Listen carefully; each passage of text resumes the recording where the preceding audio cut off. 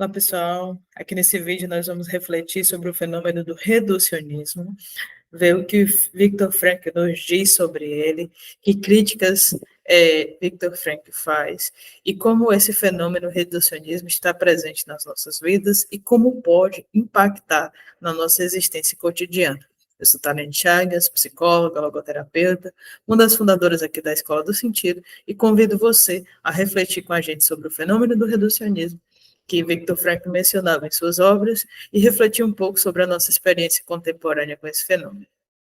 Eu queria dizer para você que reducionismo tem a ver com a tendência a reduzir a uma área de conhecimento particular. E, em se tratando do olhar frankliano, reduzir especificamente o ser humano, ou sua ligação com os valores e com o sentido. Então, é muito comum na nossa experiência atual, contemporânea, a gente ver notícias sobre como a neurociência explica algo, sobre como as minhas emoções elas me conduzem, ou as sinapses, ou os hormônios, qual o efeito da endorfina nas nossas vidas, que a liberação de serotonina pode fazer, como ela pode impactar no nosso dia a dia, na nossa existência. Também é muito comum que, por exemplo, se veja notícias no jornal, nas redes sociais, em algum compartilhamento, falando como as questões sociais, como as questões culturais direcionam as nossas decisões, os caminhos que tomamos, ou então pensando em termos psicológicos, né? O jargão Freud explica, é muito comum, né? Como se ele quisesse dizer que tudo que a gente age, tudo que a gente decide, a forma como a gente reage tem uma explicação psicológica, uma explicação psíquica, né? Ou então que se a gente está sofrendo alguma coisa, se a gente tem alguma dificuldade, algum traço de personalidade, isso tem a ver com a nossa infância, né? Com a nossa relação com nossos pais, com a nossa relação com a mãe, nossa relação com o pai. Essas explicações, elas não são um problema em si mesmas. Realmente, elas têm uma validade, a depender, né, de como a gente possa ver cada um dos estudos, se comprovados cientificamente, né, essas leituras, elas têm sim uma validade, o Viktor Frankl não é bem isso que ele está questionando. O problema está no reducionismo, como a gente começou aqui o vídeo. Isto é, a gente pegar uma explicação que é de ordem biológica e transformar ela na única explicação para tudo que uma pessoa humana vive. Idem com relação à psicologia. A psicologia em si, né, enquanto ciência, enquanto estudo a respeito do ser humano, ela é importantíssima, ela tem estudos importantíssimos e contribuições igualmente importantes que ajudam-nos, né, no processo de crescimento pessoal.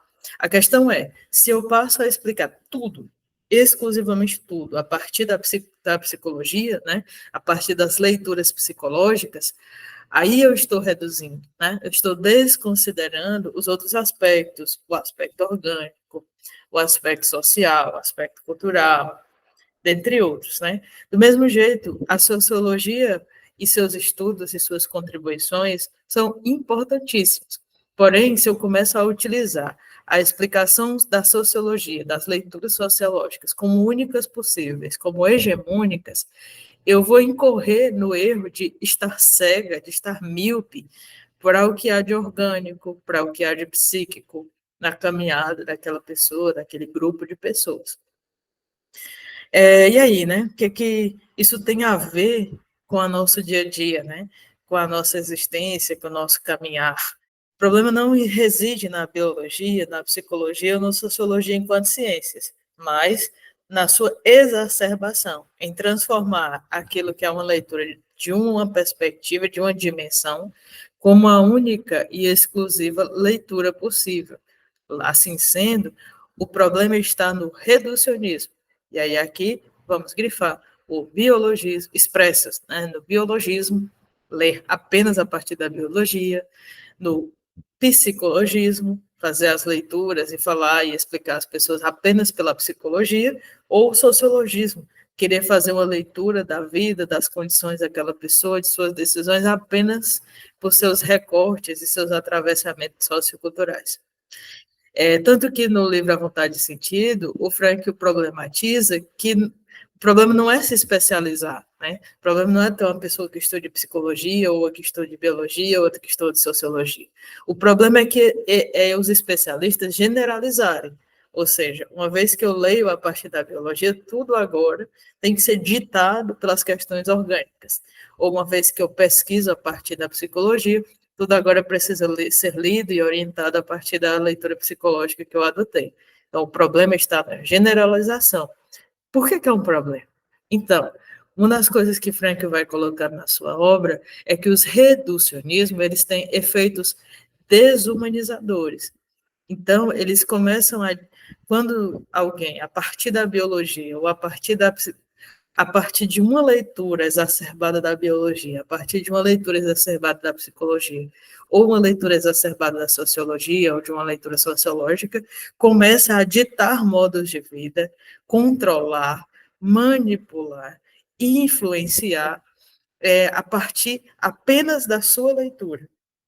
E isso, né, que Frankl fazia críticas por outras vias, por outras questões, é muito comum na nossa experiência atual. Então, nas redes sociais que nós temos a oportunidade de ter acesso, muitas vezes modos de vida são como que receitados para nós, prescritos para nós, como exemplo de saúde, como exemplo de projeto, como meta a ser alcançada, tendo como base apenas um aspecto esse que foi generalizado e que está sendo míope para vários outros. Então, passa a ser um problema porque a gente, ao fazer essa generalização e olhar apenas para uma dimensão, a gente sufoca, a gente se torna míope para as outras dimensões humanas. Nós corremos o risco, né, nós incorremos no risco de perder os aspectos especificamente humanos da pessoa. Né? Nós corremos o risco exatamente de perder aquilo que alguém tem de mais pessoal, suas experiências singulares, existenciais, que sim tem um atravessamento biológico, que sim tem um atravessamento psicológico, que sim tem atravessamentos socioculturais que precisam sim ser percebidos, mas que eles não ditam e não determinam a pessoa por inteiro. Né? Pelo contrário, eles podem condicionar, limitar ou possibilitar, mas, em última instância, e é disso que falamos em logoterapia, né, a pessoa existencial se posiciona, né? A pessoa escolhe, a pessoa decide. E quando nós, a partir de uma leitura equivocada e reducionista, entendemos que um fator biológico, um fator psíquico ou um fator sociocultural explicam tudo, direcionam tudo, a gente perde esse fator de liberdade, esse fator de responsabilidade constitutivamente humanos. De forma que o, o Frankl, e se você já teve a oportunidade de ler livros do Viktor Frankl, você pode já ter tropeçado num jargão, né, numa expressão que Frankl é contra, que é o jargão nada mais que. Esse jargão reducionista que transforma uma realidade rica e integral numa vista estreita, né, num olhar estreito para a existência. Nada mais que. E aí, para fixar, né, essa expressão, a gente pode evocar um exemplo da vida do próprio Frankl, né, que em sua adolescência, e aí você também pode conferir isso nos livros e nos capítulos que tem menção à biografia de Viktor Frankl, ele uma vez esteve numa sala de aula em que o professor passou o conhecimento dizendo que a vida é nada mais que um processo de oxidação e redução. Nada mais que um processo de oxidação e redução. E que, diante dessa consideração e provocado por ela, Frankl levanta a questão, né? Mas se a vida é apenas isso, qual é o sentido dela? Né?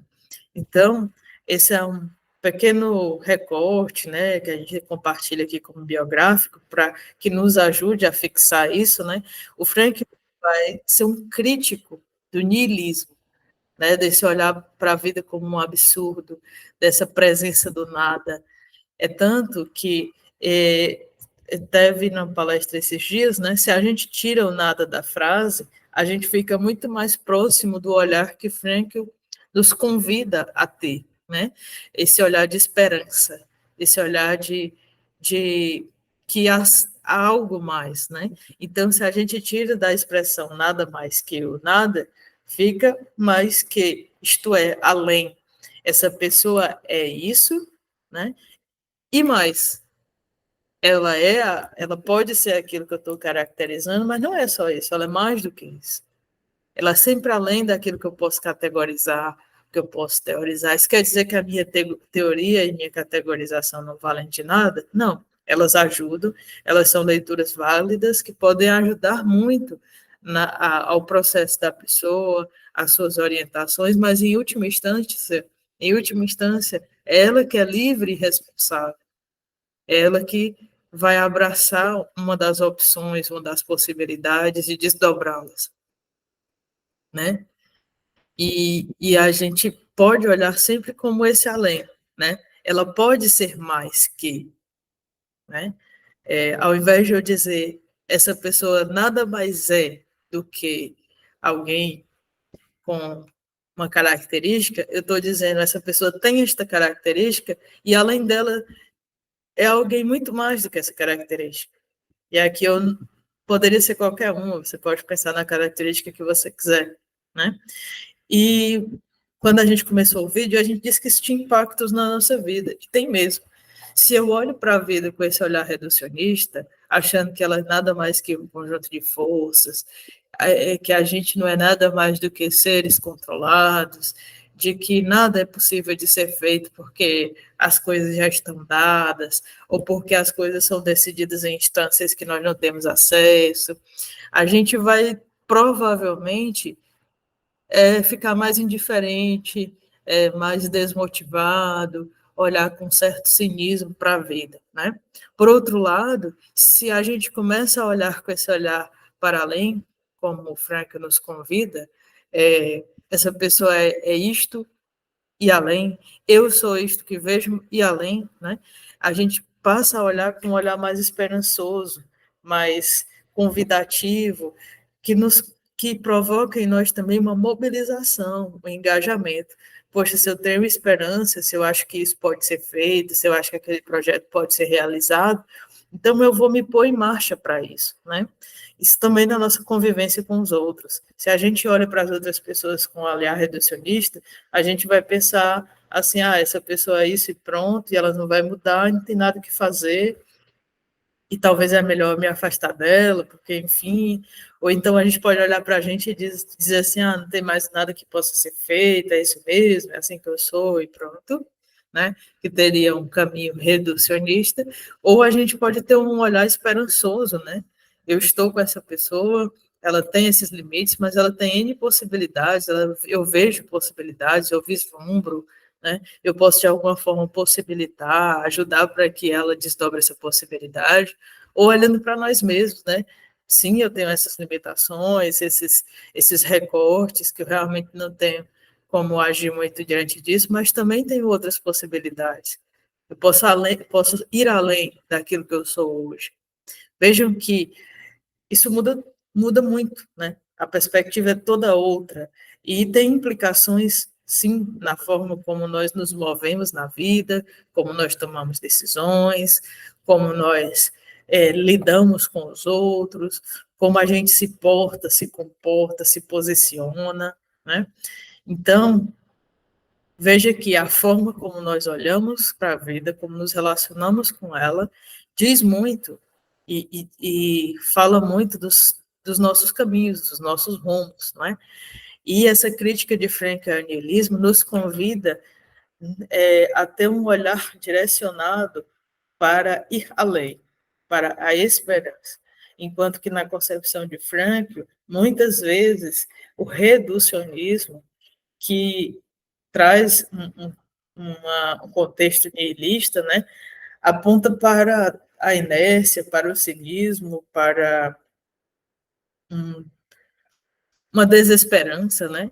Então, aqui a gente convida, né, aqui no final do vídeo, a você refletir sobre como está sendo a sua relação com a vida, como você está olhando para a sua vida, para a relação com os outros, para a sua comunidade, com um olhar esperançoso de que é possível ir além, de que é possível construir mais, crescer, enriquecer sua experiência, sua existência pessoal, ou com um olhar reducionista, que, que para no nada mais que para nas limitações, que entende os condicionais como absolutos, né?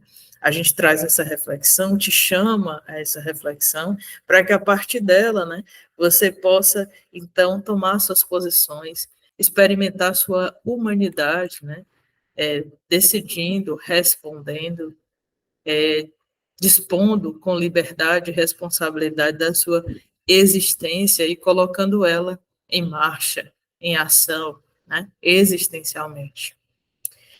E agora, no fim, eu queria saber, né, o que que você, como chegou essas nossas reflexões para você, se valeu a pena ficar aqui até o final. Espero ter contribuído de alguma forma com as suas reflexões pessoais, com seus conhecimentos da logoterapia, dos escritos de Viktor Frankl. Gostaria de sugerir como leitura, né, o livro O Sofrimento Humano, é um livro que a gente carinhosamente chama o livro da capa roxinha, né, que é um livro que traz essas reflexões, né, sobre a crítica de Frankl ao reducionismo, os impactos disso, os desdobramentos disso, e a proposta de Frankl de olhar de uma outra forma, de olhar de uma forma esperançosa, olhar de uma forma em que o ser humano seja visto em todas as suas dimensões e não a partir de unicamente uma delas. Gostaria de lembrar você de deixar o seu like aqui no vídeo, nos ajuda, nos contribui com o nosso trabalho aqui na Escola do Sentido, né? Consolida a nossa experiência aqui no YouTube. Pedir que você se inscreva no nosso canal se ainda não for inscrito. Também gostaria de chamar você a estar conosco, seguindo-nos no Instagram. O link para nos seguir no Instagram está no primeiro comentário aqui desse vídeo. Ah, Tarine, mas por que é importante seguir vocês no Instagram, né?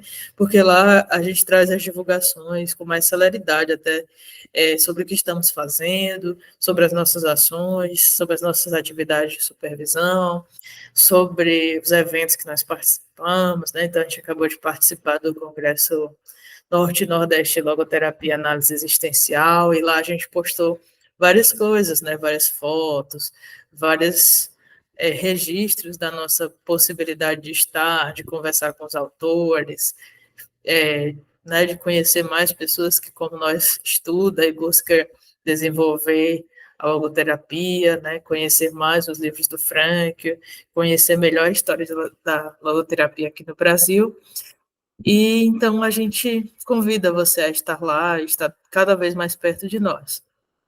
Se puder também, deixe algum compartilhamento nos comentários, né? Para a gente que faz os vídeos, que organiza, que estuda, que monta, que é a apresentação, né?